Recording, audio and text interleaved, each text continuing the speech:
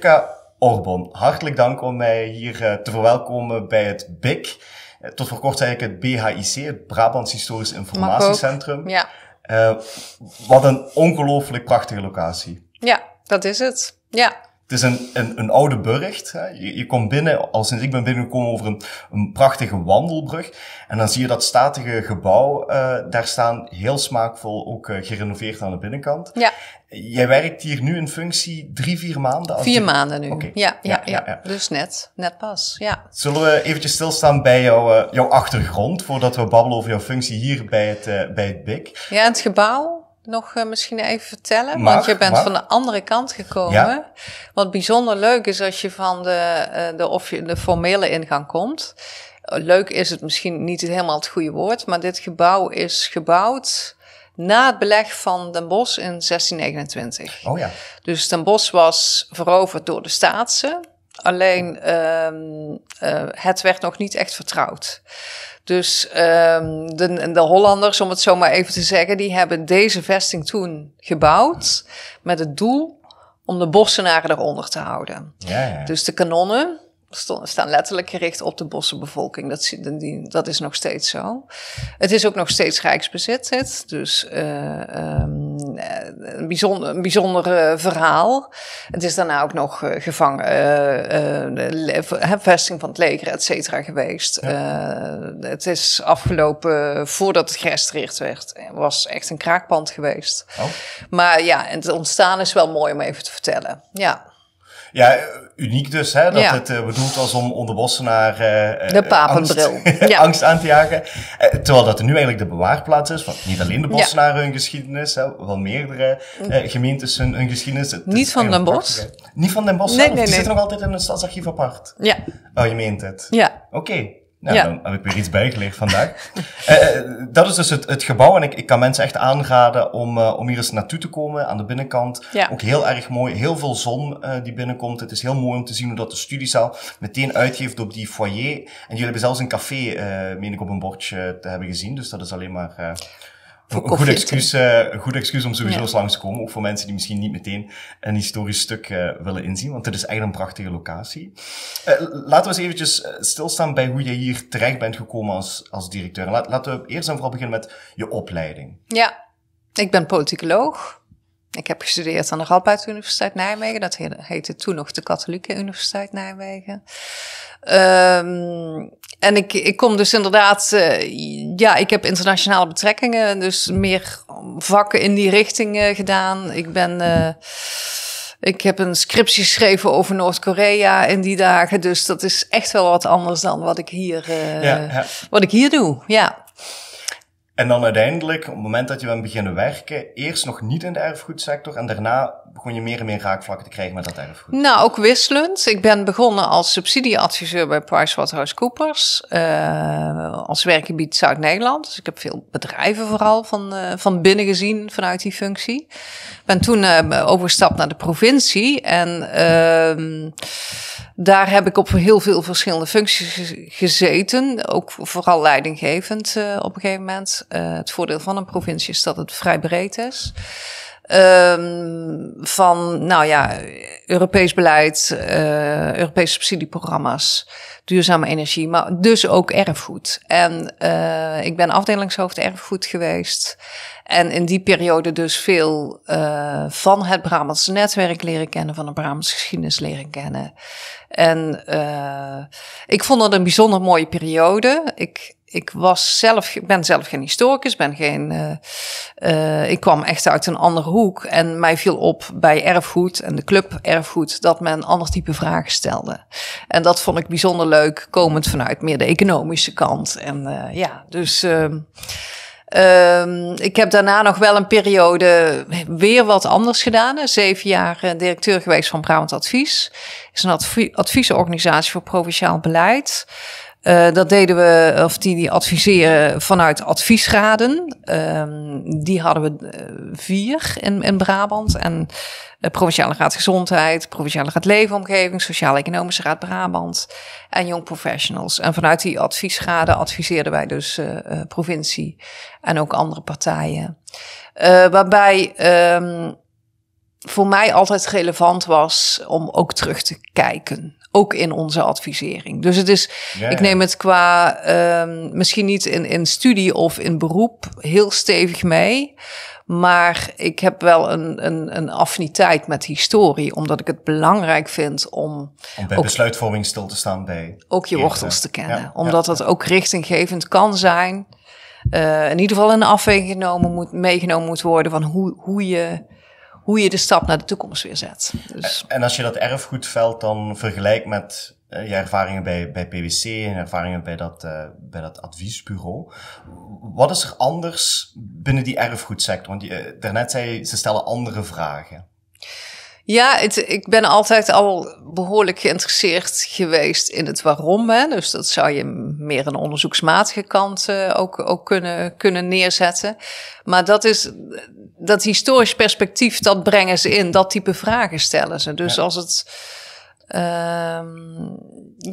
ik kan dat moeilijk duiden, maar het viel me daar inderdaad op. Dat je ander type discussies hebt, omdat er andere vragen worden gesteld. Ja. En ik vind dat bijzonder mooi, omdat het ook een bepaalde diepgang geeft in je werk. Dus dat vond ik toen al treffend en rakend. Het is ook een sector die wat meer onderzoekend, misschien ook soms wat trager is. Hè? Maar juist omdat dat wegen het onderzoeken een belangrijke rol is. Ja, dat is ook een andere werkwijze, houding. Het is op sommige gebieden merk ik dan dat het iets meer introspectief is soms. Ja. Maar tegelijkertijd kan die introspectie wel leiden tot hele mooie verhalen en resultaten, waarmee dat je soms een veel breder publiek kan bereiken door organisaties die niet eerst vanuit dat introspectieve... Juist. En daar zit de kracht. Ja, absoluut. Ja. Dus de rol die je uitvoerde op het moment dat jij deze vacature voorbij zou komen, was bij dat advies Brabant Advies heette zij. Ja. Daar werkte je op dat moment al een aantal jaren. Ja. En dan komt die vacature voorbij. Waarom reageer je dan überhaupt op een vacature die eigenlijk iets helemaal anders is dan wat je op dat moment deed? Nou, dat was ook mijn grote vraag toen ik benaderd werd door het wervingsbureau. En ik heb natuurlijk sterk wel in mijn cv, als je me ziet, hè, en je combineert Brabant en erfgoed, dan komt op mijn naam waarschijnlijk wel uit. Dat is nog geen antwoord op de vraag. Want ik ben geen historicus en archivaris. Dus het eerste wat ik dacht is wel van waarom benaderen ze me? Maar dan ga je wat verder zoeken en dan duik je het profiel in. En dan zie je toch wel dat er ook andere zaken worden gevraagd, juist van een directeur, waar ik me heel senang bij voel. En dat heeft heel sterk te maken inderdaad met het politiek bestuurlijk, wat ook in deze functie echt relevant is. Ja. Er zijn veel ontwikkelingen gaande op dit moment. Het is ook natuurlijk algemeen een management, een organisatie kunnen aansturen, ook wel... cultuuraspecten binnen zo'n organisatie. Hoe kun je dat invulling en vorm geven? En ook het netwerk natuurlijk wel. Dat speelt absoluut een rol in deze functie. En dat waren aspecten die ik goed herkende. En toen dacht ik van laat ik eens proberen. Gewoon eens even zien of er een klik is, een wederzijdse klik. En die was er. Dus het was een heel prettig traject vervolgens. Het is heel interessant, hè, wat je in het begin zegt, dat politiek bestuurlijke staat er eigenlijk niet bij stil, vaak als buitenstaander, maar en daar hebben ze een heel lelijke Engelse term voor, dat is stakeholder management. Ik vind het niet zo'n mooi woord, maar het beschrijft wel waar het over gaat. Dat is heel erg aanwezig als het gaat over historische bronnen en ook geschiedschrijving. Daar zitten zodanig veel persoonlijke verhalen aangekoppeld en zodanig veel ideologie, dat alleen al het schrijven van een boek over een bepaald fenomeen uit de geschiedenis, krijg je vaak ofwel hele positieve of hele negatieve commentaren, maar vaak is het niet waardeneutraal. Ja. En ook het bewaren, welke archieven ga je bewaren, hoe ga je ze in de kijker plaatsen, de gevoeligheid met privacy. Mensen staan daar te weinig bij stil, hoe kluwen aan stakeholder management en hoe moeilijk dat de politiek-bestuurlijke kant soms kan zijn. Ja, je beschrijft het heel mooi, hè? Vanuit de combinatie met de inhoud. En daarnaast, misschien iets minder of iets platter, om het zo maar te zeggen. We hebben hier ook echt te maken met een bestuur. Een gemeenschappelijke regeling. Die mensen, die organisaties financieren ons. Daar gaat gewoon, democratische besluitvorming heb je in dat type processen. Ja, dat is ook gewoon relevant voor mijn functie als directeur. Ja, absoluut. Ja. Dus je stapte in dat verhaal, in een leidinggevende functie van een organisatie die al geruime tijd bestaat. Ja. Ik ben hier net door de gang gewandeld en dan zie je alle afbeeldingen van de voorgaande directeuren, vaak in combinatie met de rol van Rijksarchivaris. Dat doet wel wat met een mens, hè. Dan ben je je wel bewust van het gewicht van een organisatie met een dermate lange staat van dienst. Ja, maar de tijden, tuurlijk, hè. Dus laat me dat voorop stellen. dat wel het beeld oproept van, die directeuren, hè, of die archivarissen. Die waren belangrijk en natuurlijk zijn ze belangrijk, maar ik wil er wel een beetje relativeren. Hè? Dat zit ook bij mij als persoon, denk ik. Je voegt iets, je bent hier om iets toe te voegen. Ja. Daar zit je meerwaarde. En een directeur is er uiteindelijk ook gewoon voor het doel, de organisatie. Misschien inderdaad als je langs die foto's loopt, straalt het wat anders uit. Maar dat is wel hoe ik in de wedstrijd zit. Ja.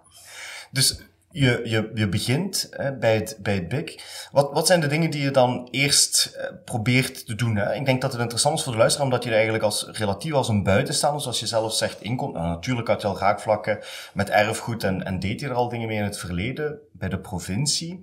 Maar zo'n directeursrol is dan toch weer net iets heel anders. Wat doe je in die eerste fase om er een beetje in te komen? Nou ja, vooral inderdaad even de stukken lezen die er gewoon hard zijn. Statuten, governance, MT-verslagen, noem maar op.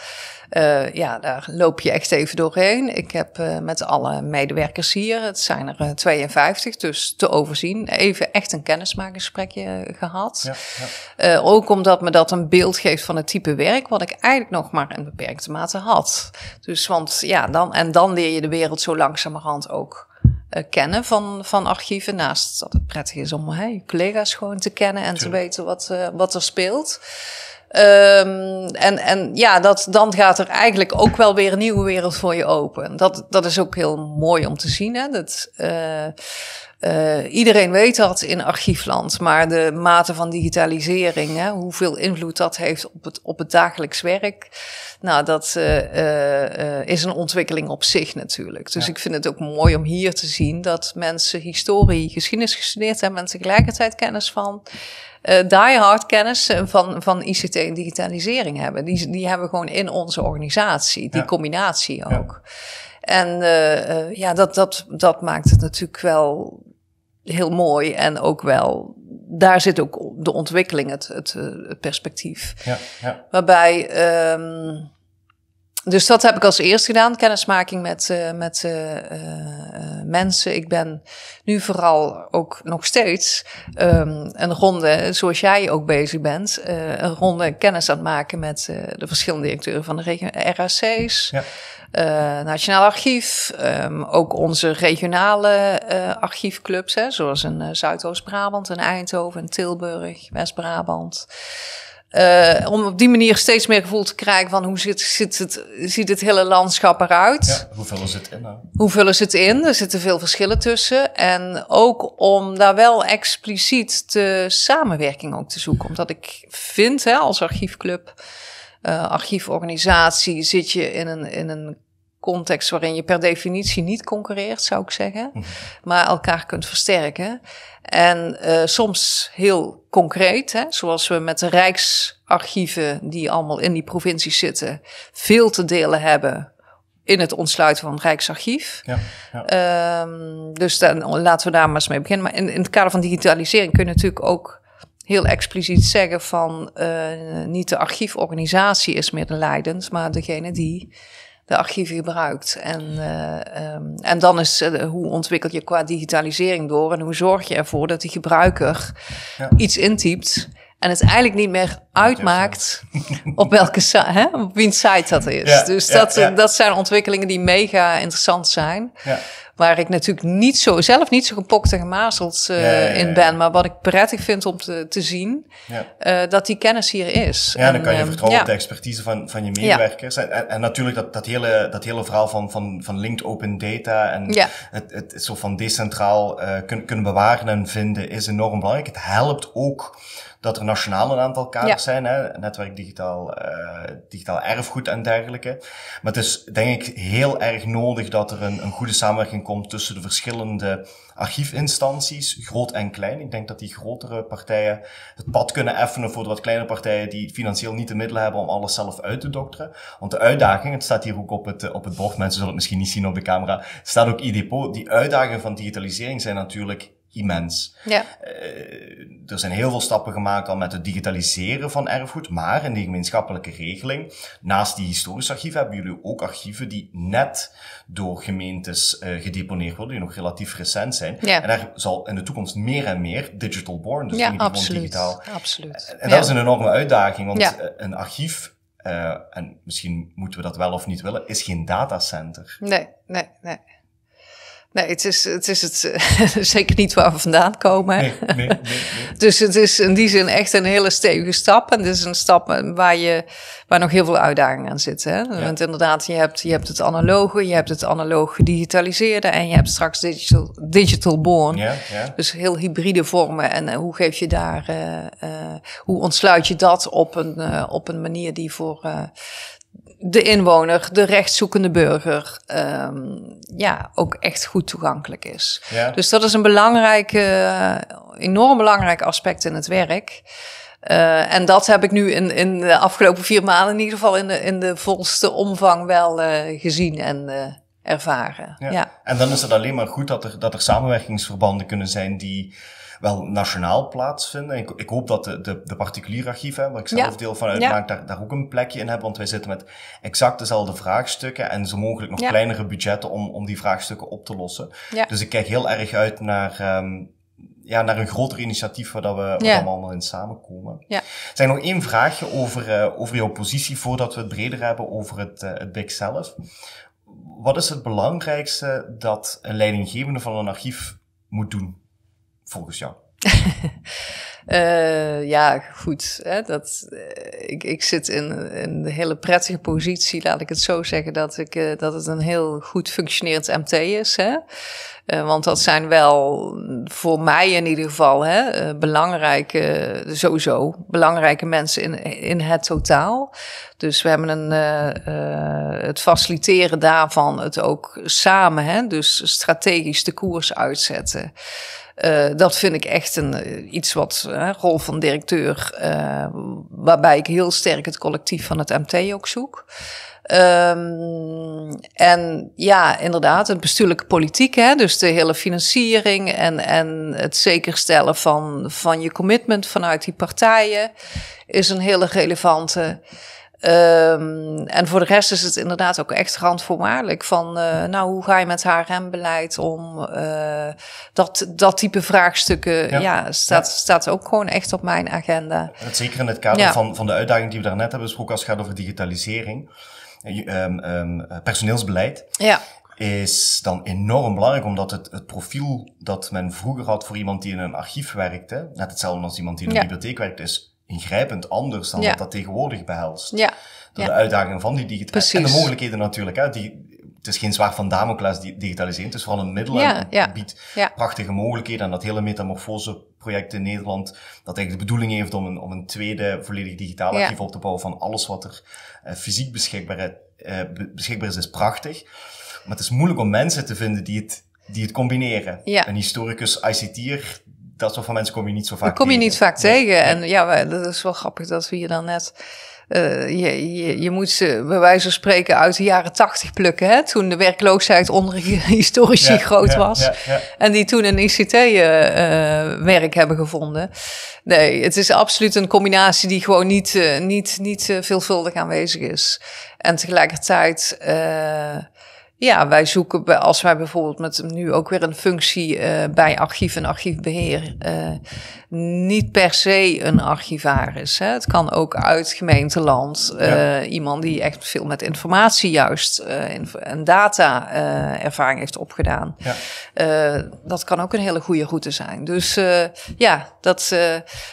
tegelijkertijd hebben we wel ook stevig gelobbyd om bij de nieuwe archiefwet ook diploma-eis van archivaris wel echt te staat er diploma-eis voor archivaris of staat er gewoon diploma-eis en is het nog onzeker hoe dat ingevuld moet worden? Dat hangt nog een beetje. Ik ben een beetje aan het chargeren. Ja. Nee, ik denk dat het heel goed is dat daarvoor gelobbyd is.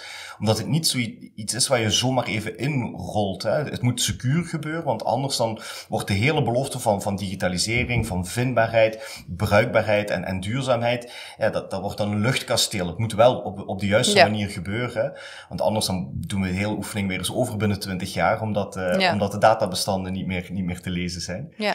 Dus dat is een enorm grote uitdaging. Maar goed, naast de uitdagingen, je kwam terecht in een ploeg die al heel goed draaide. Dat zei je ook al in het voorgesprek voordat we de podcast opnamen. Dus laten we eens eventjes stilstaan bij dat BIC, het BAIC. Ik vind ik toch eigenlijk nog makkelijk om te zeggen. klinkt iets vloeiender, ja. De mensen die hier werken hebben een bepaalde visie op wat zo'n archief zou moeten zijn.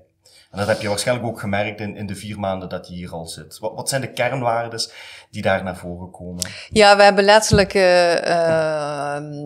een drietal kernwoorden. Hè? Die betrokken, bevlogen en belangeloos. Dat zijn de woorden die wij in feite ook met ons mee dragen in ons werk.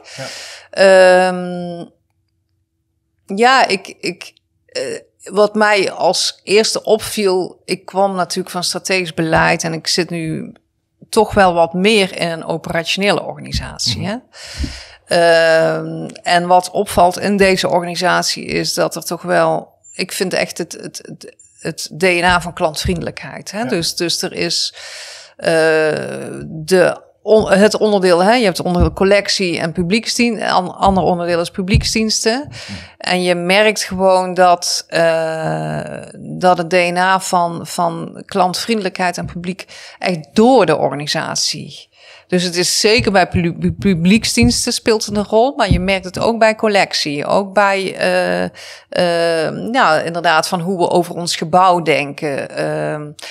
Dus het feit dat je inderdaad serviceverlenend bent, zit heel sterk in de genen van deze organisatie. Ja. Dat vind ik echt heel mooi om te zien. Plus natuurlijk dat je weet dat je op een schat van informatie zit, ter beschikking kunt stellen, mensen kunt verleiden tot inderdaad het leren kennen. Of het nu een eigen geschiedenis is of verhalen van anderen. Of inderdaad, om maar eens een groot woord, maatschappelijke opgave gestuurd is. Er zijn heel veel manieren om archieven te benutten, waarmee ze ook gaan leven. En ik vind dat ook als je kijkt naar onze verhalen die wij vaker publiceren, zit er gewoon heel veel human interest in. Hè? Dus, en dat is een hele mooie manier, zeker in deze tijden denk ik heel nodig ook.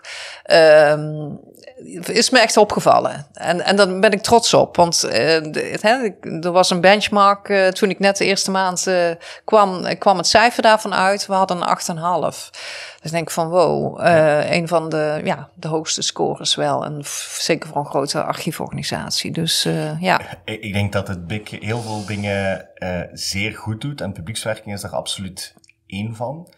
Jullie hebben heel veel verschillende initiatieven en ook een heel duidelijke online zichtbaarheid. Ja. Zelfs toen ik jullie nog niet volgde, kreeg ik af en toe dingen te zien van BAIC. Tegelijkertijd, je zegt daarnet, mensen verleiden om iets met die collecties te doen. Het gaat veel verder dan dat. Hè. Jullie zitten actief op onderzoekers te jagen via jullie fellowships, om ze aan te trekken om heel duidelijk aan de slag te gaan met bepaalde collecties of met bepaalde historische vragen. Ja. Die fellowships, die geschiedenis daarvan was mij niet helemaal duidelijk. Ik weet niet hoe lang dat jullie er bijvoorbeeld al mee bezig zijn. Oh, dat is een goede vraag. Dat weet ik ook niet precies hoe lang. Het is toch wel denk ik toch wel een aantal jaren al, hoor. Ja. Dus, en waar het eerder nog wel misschien wat meer gestuurd was vanuit ons, hebben we ook daar nu steeds meer de ruimte gegeven voor de eigen invulling. Ja, dus fellows vinden hier interessante bronnen, hebben een bepaalde interesse, een bepaald thema en gaan aan de slag. Ja. En hebben daarbij ook een eigen verantwoordelijkheid. Ja. En worden er ook voor verloond. Hè? En dat is best wel uniek, want ik ken wel andere systemen. We hebben zelf ook een groep van research fellows, vaak mensen die academisch geschoold zijn, doctoraat hebben gedaan, en die eigenlijk deel willen uitmaken van een community, een gemeenschap van onderzoekers in Limburg. Maar wat wij niet hebben, zijn financieel de middelen om mensen echt te vragen van, goh, wil je onderzoek doen met onze collectie voor een aantal maanden? Plus, daar staat ook gewoon een loon tegenover. Ik vind dat een prachtig initiatief, zeker omdat het jonge onderzoekers, mensen die net afgestudeerd zijn, kan motiveren en net die kans geeft om even een moeilijke periode vaak te overbruggen. Vlak na het afstuderen is dat er toch wel. En dat doet mij ook een beetje denken aan de mogelijkheden die je hebt om breder binnen de gemeenschap ook onderzoeksvragen op te halen. De onderzoeksvraag of de wetenschappelijke prijsvraag van de 19e eeuw doemt dan een beetje terug op. Maar in plaats van dat een wetenschappelijke academie zegt van dit vinden wij een belangrijke vraag, kan je net naar die maatschappelijke stakeholders gaan om te zeggen van, goh, we hebben het archief van zus en zo liggen. Hebben jullie een vraag die nog opkomt waar dat we misschien iemand onderzoek op kunnen laten uitvoeren? Ja, dan grijp je natuurlijk heel dicht in die maatschappij. Ja, dat is bijzonder mooi en het levert ook prachtige resultaten op. En dat is dan ook weer leuk, want ik heb 1 keer zo'n presentatie meegemaakt van aan de ene kant de fellows die hun resultaten konden presenteren voor Roma en Sinti en het gemeentelijk beleid daarin. Ja. Dus richting kampbewoners. En een ander ging bijvoorbeeld over verzetsvrouwen. En dan inderdaad, maar ook weer de start van een nieuwe reeks fellows. Ja. En daar heb je ook verschillende vormen in. Hè? Nu hebben we bijvoorbeeld echt met een duo te maken. Nou, superleuk als je hun ziet samenwerken. Dus dat is een programma waar we trots op zijn. En waar we ook daarmee ook een verbinding met de universiteit hebben. Ja. Dat is ook belangrijk. Gewoon dat door dat onderzoek te doen, zit er vanuit de universiteit ook linken natuurlijk naar ons toe. Ja. En breder dan dat, jullie hebben, als het over publiekswerking gaat, die familiemendagen, waar dat mensen die bezig zijn met genealogisch onderzoek ook echt op een verhoog gegeven worden. En dat verdienen ze zeker ook. Vaak gebeurt dat onderzoek toch een beetje in de schaduw. En dan komt er wel een publicatie, maar heeft het voor de rest weinig gevolgd. Dus het is heel mooi om te zien hoe die mensen ook die erkenning krijgen. Jullie hebben een eigen podcastreeks die wordt doorgevoerd, waar dat jullie cold cases onder andere in toelichten. Ik dacht aanvankelijk dat het ging om een externe productie, maar blijkbaar wordt dat ook gewoon in-house gedaan. Ja, wordt in-house gedaan. Zeer indrukwekkend dat met die kwaliteit dan kan. Ik vind dat allemaal heel erg mooie initiatieven die ook wel net die 3 kernwaarden van bevlogen, betrokken en belangeloos. Alhoewel belangeloos zou ik wel tegenover zeggen, je hebt natuurlijk een duidelijk belang en dat is de eigen regio. Ja, en het doet mij heel even denken aan wat jij net zei over stakeholder management. En dat vind ik ook wel weer leuk dat dat in onze podcast ook terugkomt. Want onze podcast legt heel duidelijk wel de link met archiefwet, met het archief zelf en het werken in het archief. Maar benoemt ook wel zaken zo van God. Maar bijvoorbeeld de moord op Marietje Kessel. Van hoe kijken wij hiernaar? En wat zien wij dan? En zijn wij gekleurd? Ja. Want ook archief is uiteindelijk het is nooit helemaal waardevrij. Dus dat zijn wel dingen die je ook in een podcast terug hoort. Van over de kern van het werk van wat je doet als in het archief. Ja, absoluut. Dus dat, dat is mooi om te zien. Ja. Ik denk ook het onderzoek naar die positie van de gemeente tegenover Roma en Sinti is een heel belangrijk voorbeeld daarvan. Hoe je bepaalde gemeenschappen die vaak toch in de periferie van de maatschappij zitten, op die manier veel zichtbaarder maakt en ook een eigen stem en identiteit geeft. Net door onderzoek te doen met dat soort van collecties. Ja, precies. Zelf merken we dat oral history een heel belangrijke rol kan spelen bij toch verhalen ophalen. Bij de Open Universiteit is ook een project over kinderen van de kolonie. Ja. Als we kijken naar afstammelingen van mijnarbeiders. Ja.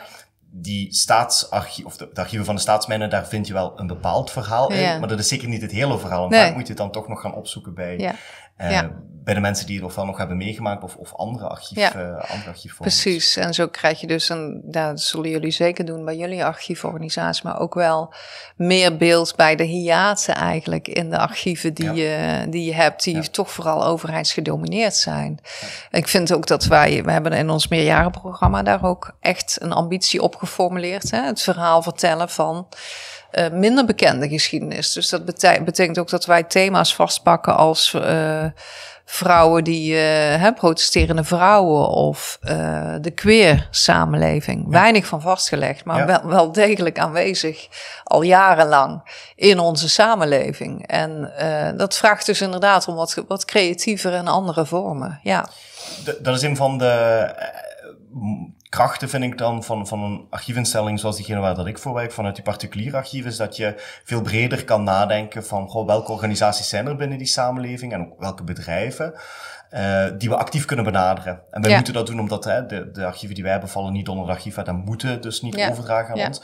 Maar daardoor kan je wel en moet je ook een veel duidelijkere visie hebben, terwijl Rijksarchieven hebben natuurlijk heel lang gewoon kunnen hebben op het feit dat die archieven sowieso overgedragen moesten worden.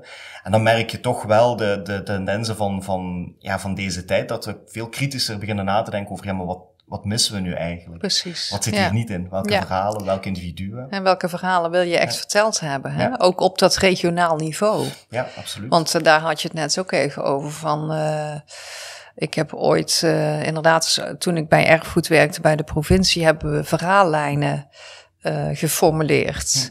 En dat kwam voort uit het feit dat er middelen waren voor herbestemming van erfgoedcomplexen. Nou, die middelen kunnen zo op zijn. Hè? Dus ook daar moet je gewoon goed nadenken over wat zijn de iconen van Brabant. En hoe identificeren we dat? En wat betekent dat inderdaad voor een eventuele financiële inzet? Ja. Dus we hebben daar wel degelijk, deden we toen in Must Need Nice, hè? Dus een soort 3-traps gelaagdheid gebracht in type gebouwen en hoe stevig je daarin op welke manier dan ook betrokken wil zijn. En zo zou je ook naar collectie kunnen kijken. Hè? Dus als je inderdaad in plaats van reactief, misschien soms ook heel selectief, ook wel door fysieke of financiële middelen beperkt. Ja.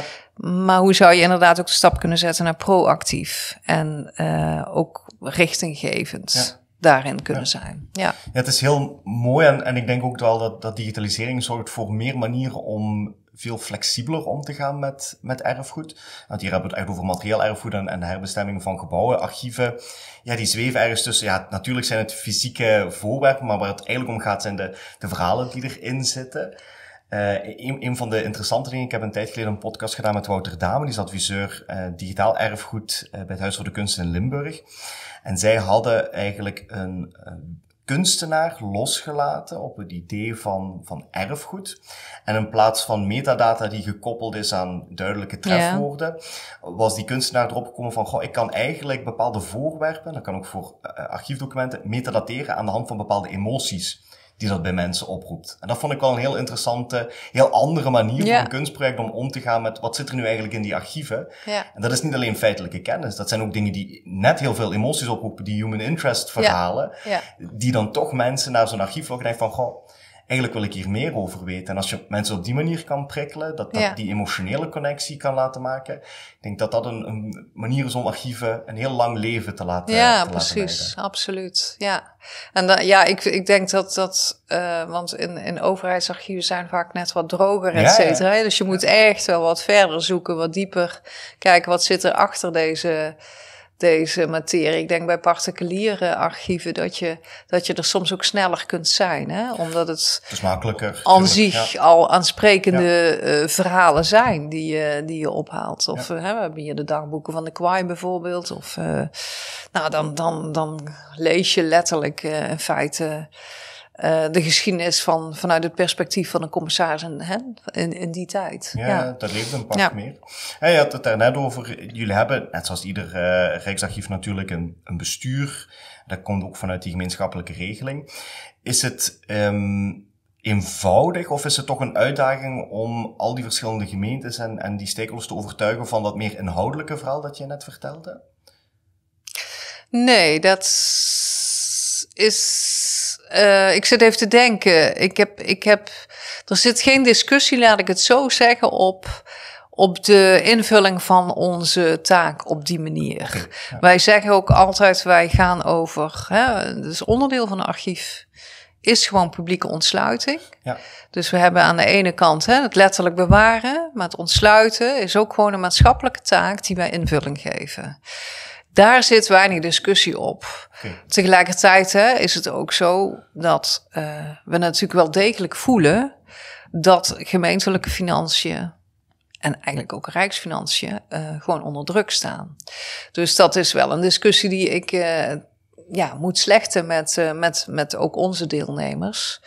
Waar we tot nu toe wel, naar mijn gevoel, goed uitkomen. Maar wat voor ook op termijn wel een vraagstuk is. Ja, dus, zeker omdat het Rijk zich gaat terugtrekken natuurlijk uit die gemeenschappelijke regeling. Ja. Begin 2027. Dus dan is het zoeken naar een nieuwe structuur. Ja, het is... we hebben het geluk dat we inderdaad een stevig aantal deelnemers hebben. Dus gemeenten en waterschappen ook. We hebben dienstverleningsovereenkomsten bijvoorbeeld met de provincie. Het Rijk trekt zich gelukkig niet financieel terug. Dus het blijft wel onderdeel van bestuur. Maar het is inderdaad een terecht punt. Want het Rijk zorgde ook wel, ook via haar rijksbestuurders in ons bestuur, voor een bepaalde continuïteit. Ja. En dat moeten we echt goed met elkaar bewaken. Dat archieven inderdaad zijn er voor de lange duur.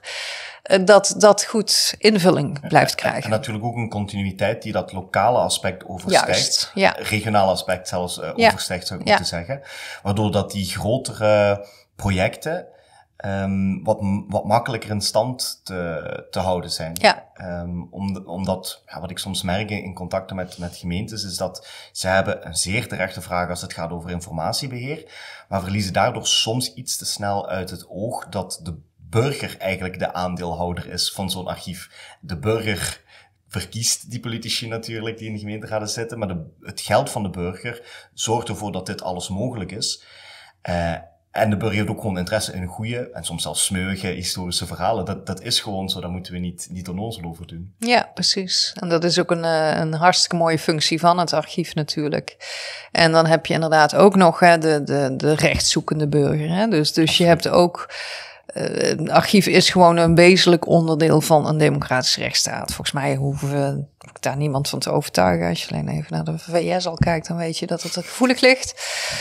Kan liggen. Dus het is gewoon onderdeel van de basis van onze samenleving. Ja, ik denk dat dat heel mooi gezegd is.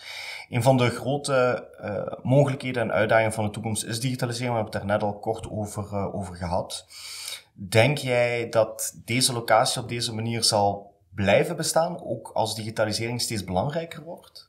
Ik mag het hopen wel.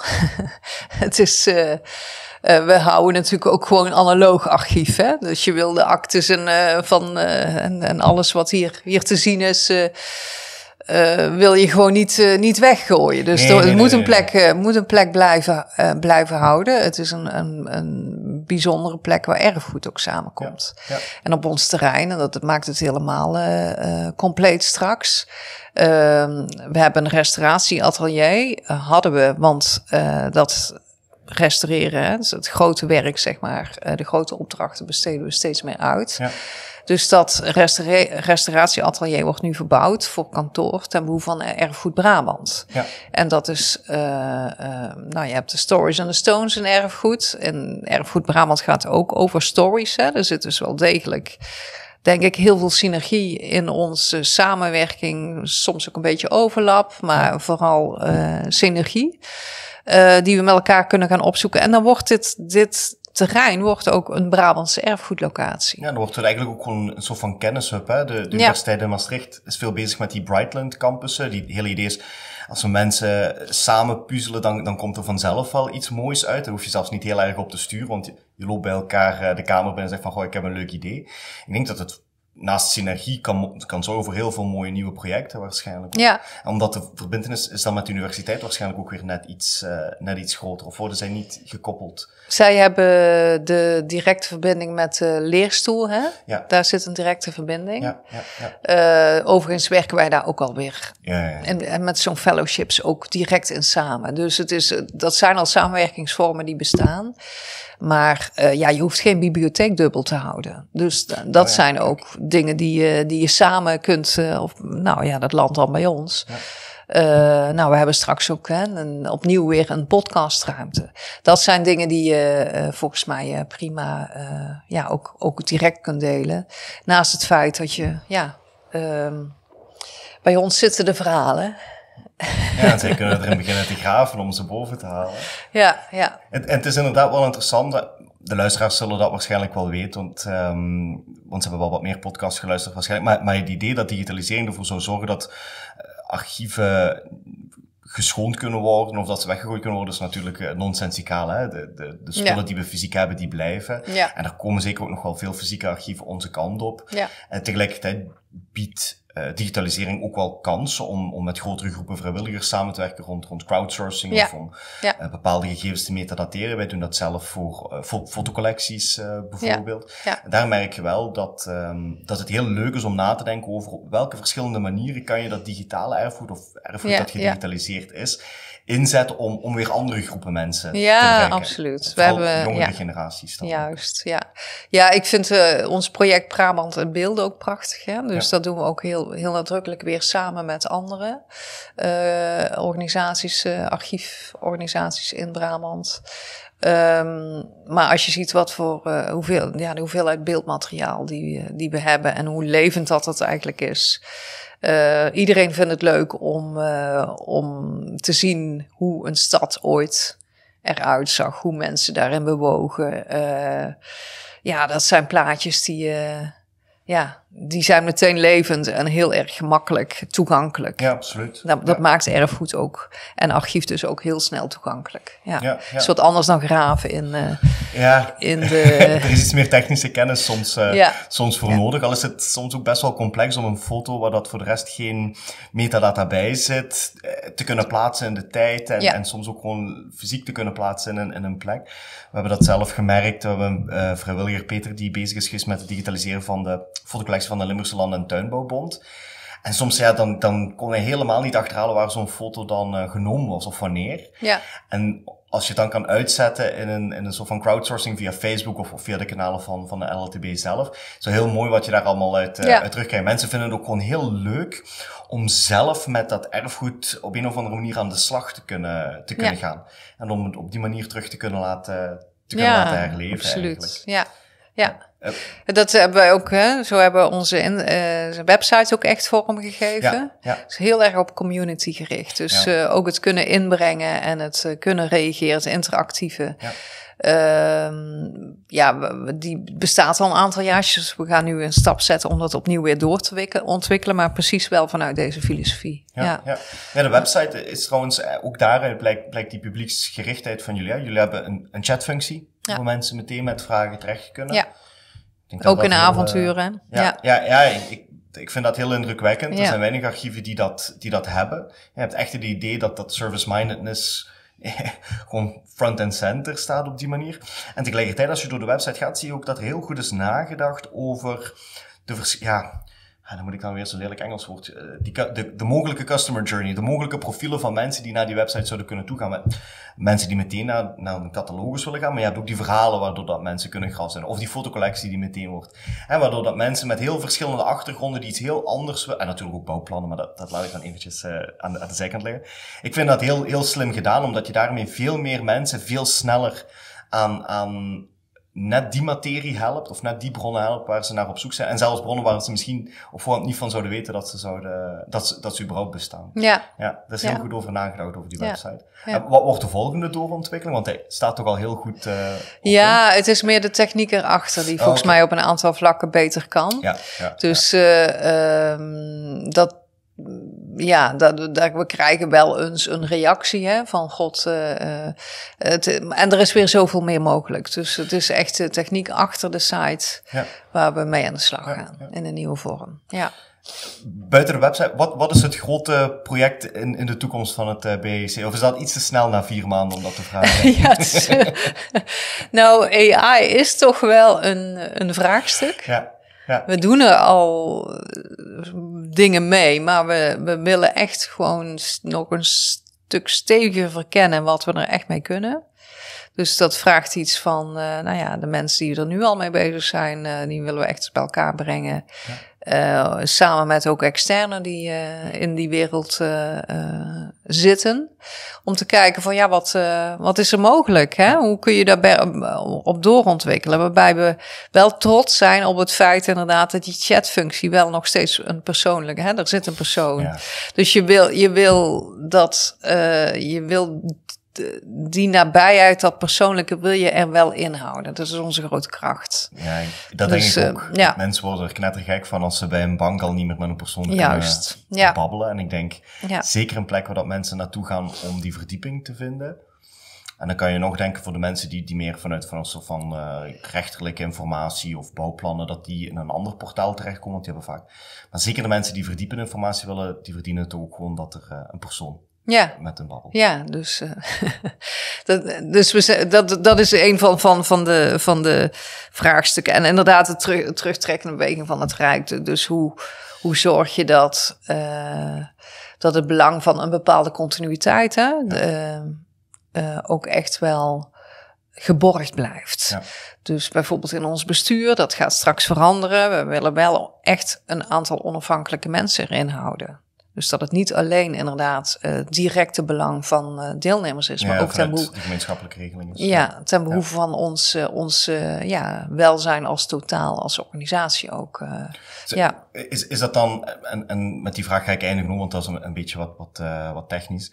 Maar is het dan een idee om een adviesraad op te richten? Of hebben jullie dat al, waar dat meer de onafhankelijke mensen in een adviesraad zouden zetelen? Ze zouden echt binnen het bestuur zelf dan zitten? Ja, we hebben daar die onafhankelijke mensen. Het zijn er volgens mij dachten 2, hè? Dus er nu 4 rijksbestuurders, maar die altijd veel ruimte hebben gekregen om echt vanuit de organisatie te denken. Overigens wil niet zeggen, dan wil ik meteen even, dat de gemeentelijke vertegenwoordigers niet vanuit het organisatiebelang denken. Ja, nee, natuurlijk. Nee. Maar er zitten inderdaad die 2 onafhankelijke mensen zien we ook echt terugkomen in ons dagelijks bestuur. Ja, het is gewoon dat ik me kan voorstellen dat mensen die vanuit de gemeenschappelijke regeling deelnemen, zijn vaak politici. En die staan soms op een andere manier in de materie. En kijken soms op een andere manier naar wat zo'n archief zou moeten zijn en welke dienstverlening. Je hebt dienstverleningsovereenkomsten natuurlijk. En dan is het wel goed om een aantal stemmen te hebben die iets meer vanuit helikopterzicht kunnen zeggen van, natuurlijk moet dat. En dat valt ook onder de archiefwet en de bepalingen daarvan. Maar er is nog zoveel meer. Ja. En ik denk op het einde van de dag halen politici daar zelf ook heel veel profijt uit dat je een organisatie hebt. En BAIC is er zeker een voorbeeld van. Die heel duidelijke rol heeft binnen de maatschappij. Duidelijk zichtbaar is, met veel interessante en positieve verhalen komt. Ja, daar kunnen ze zelf ook mee uitpakken, denk ik als politicus. Ja, en het is, ik nodig iedereen ook van harte uit altijd hier. Hè? Ook juist van de deelnemers. Omdat op het moment dat je dat ziet, deze organisatie, het verhaal achter de organisatie, dan, net als zoals ik enthousiast was na mijn eerste gesprekken en de rondgangen hier. Dat heeft iedereen. En dat is het mooie van, er gaat een wereld achter schuil. Dat is leuk om die te kennen. Ja, ik denk dat dit een prima punt is om het gesprek te beëindigen. Dankjewel. Dank.